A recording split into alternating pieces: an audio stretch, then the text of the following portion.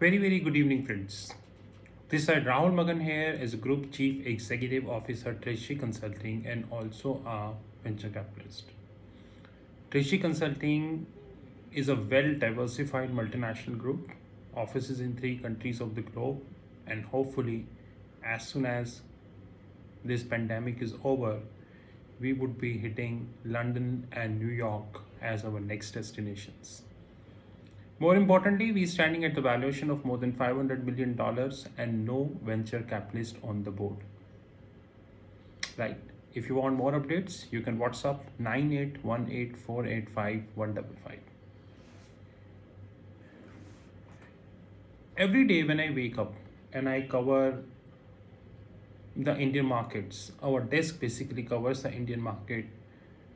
I always left up with one question, that what exactly is happening in the Indian markets, that without any fundamental, it is just going up, and up. And I'm sure that, of course, just like we are having web series on Harshad Mehta on, I think, Sony Live. If anyone watched this web series, then enough hint has been provided in this web series that how exactly this happened. Treasury Consulting know how operator works, so we are not bothered. But today I wanted to talk specifically about, you know, the aviation stocks. Like before I speak, let me open a link for you and I'll show you something.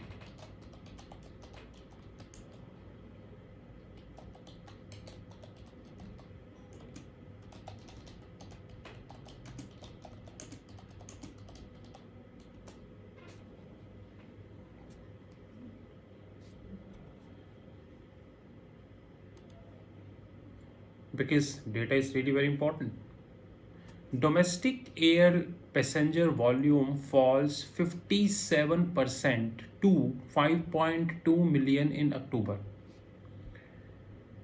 Domestic air passenger volume fell 57.2% to 50 to around 5.2 million in October over the year ago period. It means that suppose 1 year ago the total number of people, those who used to travel in domestic like Delhi, Mumbai, Delhi, Ahmedabad, multiple cities, so assuming 100, and now it is 43 because it is fallen by 57%. That is one thing, and this data is given by TGCA. So I repeat, domestic air passenger volume fell 57.2% to 5.2 million in October over the one year period, as airlines continue to operate at a much lower capacity. The Director General of Civil Aviation (DGCA) data showed on Wednesday. The total number of passengers carried by the domestic airlines in October last year was 1.23 crores, which means the last year it was around 1.23 crores, and now it is around 52.7 lakhs or 5.2 million. How you conceive? This is the realistic thing. And unfortunately, as we speak, how are the things we know? Right? We got yet another data. AirAsia Japan Corporation has filed for bankruptcy with the Tokyo District Court after flagging last month it would cease operation in the country as the coronavirus pandemic wiped out basically the travel demand. The arm of Malaysian AirAsia Group then received a provisional administration order from the court Tuesday. In a statement given AirAsia Japanese current financial position, we regret to inform that AirAsia Japan is currently unable to settle the outstanding refunds. The statement said, "We sincerely apologize for any inconvenience caused to the customer who have used or booked AirAsia flights." AirAsia, which reported a net loss on the record of the second quarter ended 30th June, and so the low-cost airline has also stopped funding its Indian affiliate, leaving the future of AirAsia India largely dependent upon the majority shareholder, which is Tata Group. which means that the Air Asia Japan, one of the subsidiaries of Air Asia, they filing for bankruptcy. According to the local court, some administrator would be appointed. How the things would settle, we really do not know as of now. But anyways, this bankruptcy is filed in Japan, so so it is outside the jurisdiction of Indian equity market, and more importantly, Air Asia is not listed in India. That is another thing. Now, Air Asia is having a setup or a kind of joint venture with the Tata's group, right? Now the question is, volume fell by 57%. One of the flying airlines filed for bankruptcy in India. And before I continue, let me repeat. The low-cost airline has stopped funding its Indian affiliate, leaving the future of Air Asia largely dependent upon majority shareholder. It means that Air Asia India will not get any more funding from the parent. So how come the aviation stocks are so high? Did we ever thought? Did we ever thought? Not a single day passed when people write to me about should I buy Indigo, should I buy Spice. Even today, several people wrote to me on the WhatsApp, should I buy Spice? It is around 64 rupees. And one intelligent wrote to me that I bought Spice at 64 and I'm expecting 120. How you expect 120? I think I need guidance.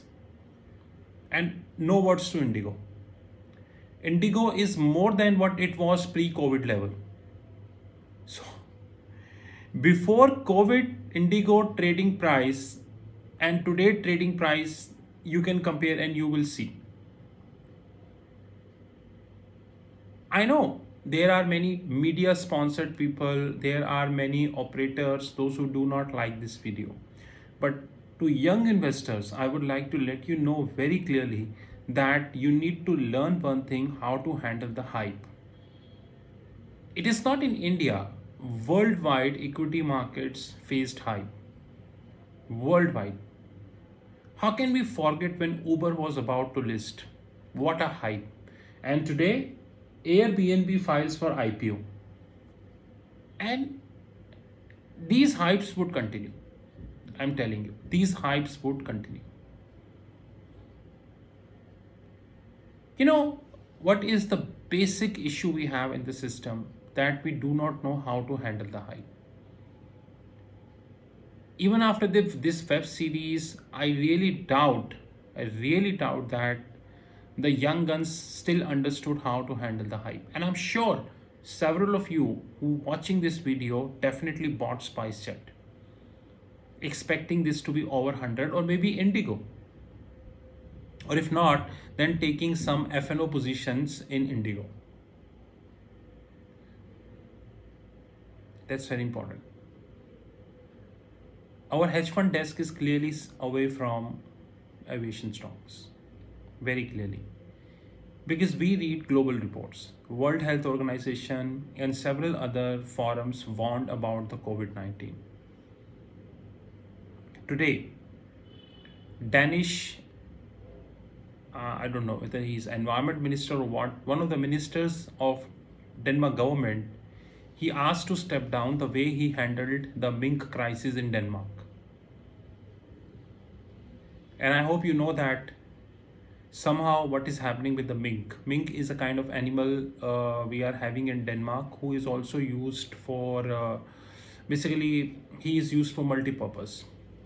And as per the statistics available in public domain, the total population of minks in Denmark is around 1.7 million. And few great people, the world still left with few good intelligent people.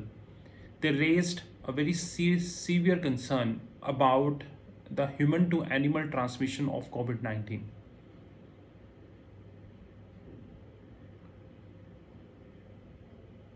But maybe all these fundamentals do not matter, and in the next few trading sessions, SpiceJet turn out to be 100. I will not get surprised.